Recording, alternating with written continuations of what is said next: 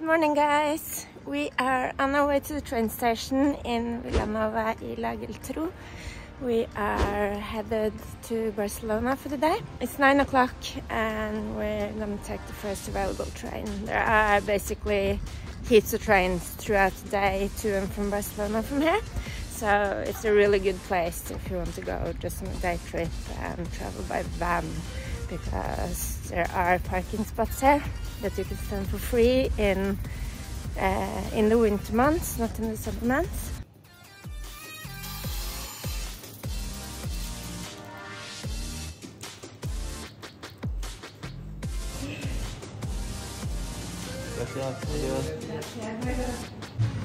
We finally got our coffee fix in the morning.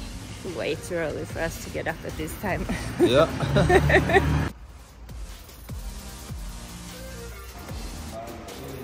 And we got our tickets for the train.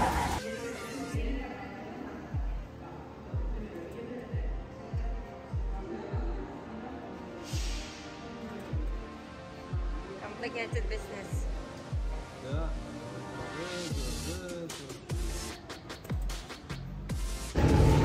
So there are these arrows here to show which way you're gonna put it in the machine to go through the doors. Mohammed didn't exactly get that. Look, I'm from generation of scanning, okay? He put it through every possible way except the way the arrows pointed. I thought you need to scan it, okay? It's a new technology. I don't know why they're still using this shit.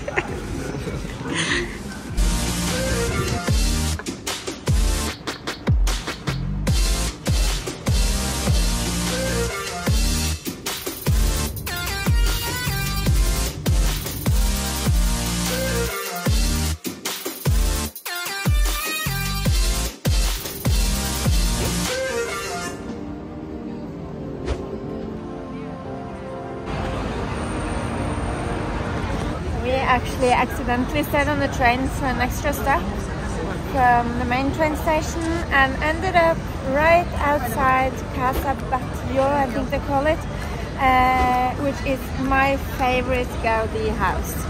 Casa Batlló is considered one of Gaudí's most original works and is now a UNESCO World Heritage Site.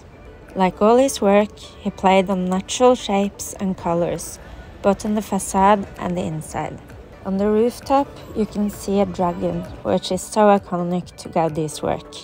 To enter Casa Batlló, it's essential to book tickets in advance. This way you avoid long queues and, even worse, sold-out tickets. Check the links in the description or scan the QR code to book your tickets.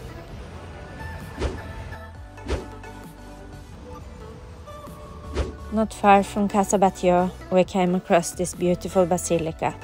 We really enjoyed visiting it.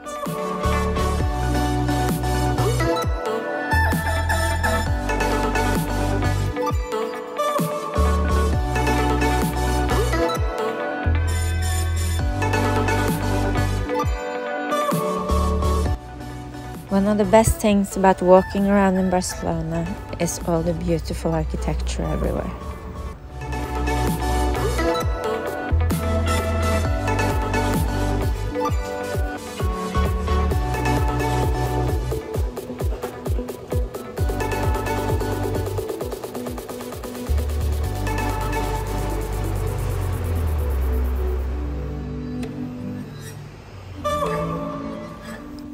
The Gaudí experience offers an interactive 4D movie and exhibits.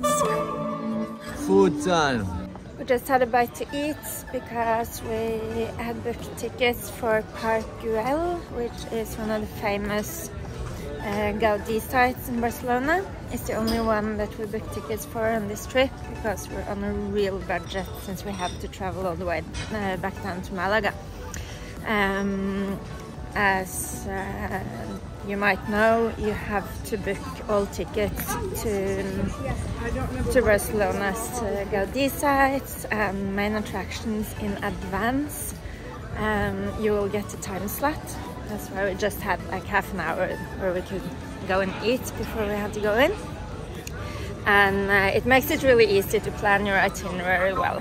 So You should definitely book a long time in advance. They have both just like tickets, or you can get guided tours to other sites.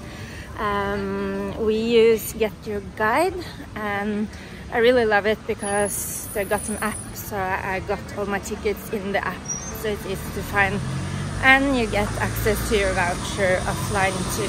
So about to enter now. If you want to check out how to get tickets for the different highlights that we're going to see today, whether it's Sagrada Familia, Park Güell, or one of the Gaudi houses, I will leave the links below. And now we are here.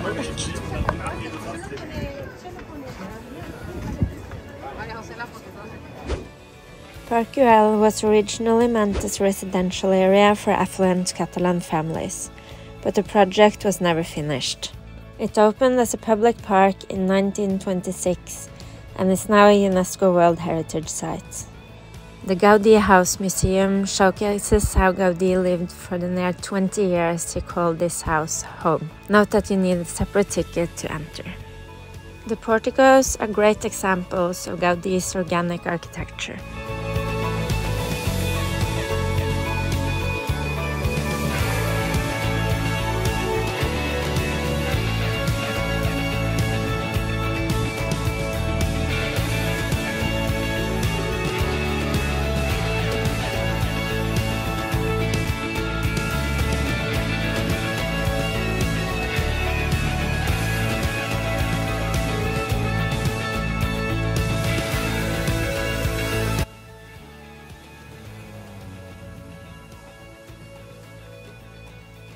On the highest point in the park, you can see the Three Crosses.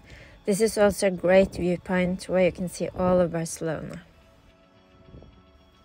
Walking back down, you'll get to the most iconic viewpoint in Park Güell. It's got colorful mosaics and splendid views of the city, and of course Gaudi's gingerbread houses.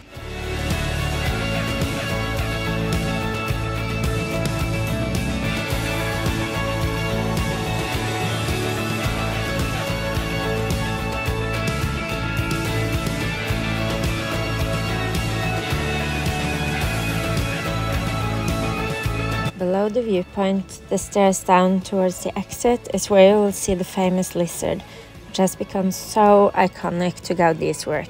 This was also the most crowded place in the entire park.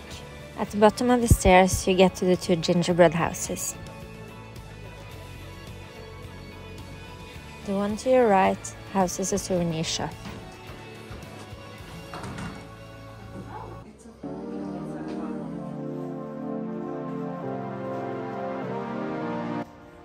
The other gingerbread house has a small museum inside, with information about the park and Gaudi's work.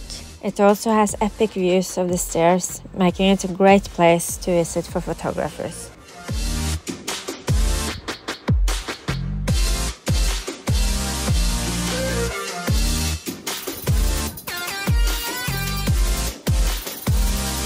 After spending way too much time at Park Güell, we walked all the way down to Sagrada Familia.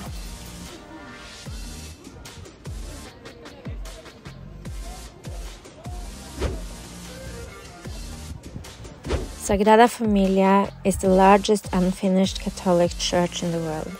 The construction started in 1892 and is estimated to be finished sometime between 2026 and 2032.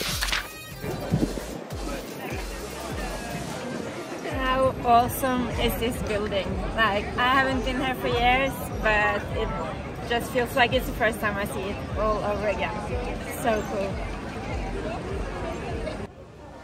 The Sagrada Familia is the tallest man-made building in Barcelona, but it's still a few meters lower than Barcelona's highest natural point.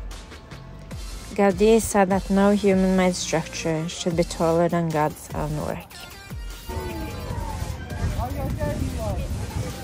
Happy? Happy. We've been walking so much today. After having a bite to eat, we walk to Casa Milà, another one of Gaudi's masterpieces.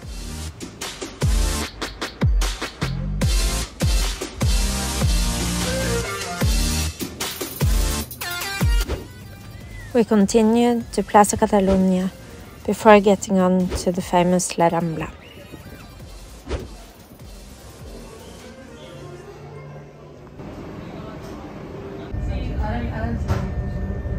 We're finally on the train back to Vilanova. It's been such an amazing day, but so exhausting. We've been walking so many kilometers. So we're actually, we were thinking about walking a little bit more around, but my feet were just saying good night. So here we are. And yeah, I hope you enjoyed that little piece of Barcelona that we showed you today. It's easy to do in a day trip, and we spent a whole of 3.5 hours inside Park Güell. I suggested don't spend more than an hour and a half on a day trip. Then you will get time to go inside Sagrada Familia and possibly also inside one of Gaudi's houses, and go for a stroll down La Rambla and see some more stuff from the old town before it gets dark. But anyway, I really hope to see you in the next vlog. We are heading south tomorrow, so it's going to be exciting to see where our next step becomes. Adios!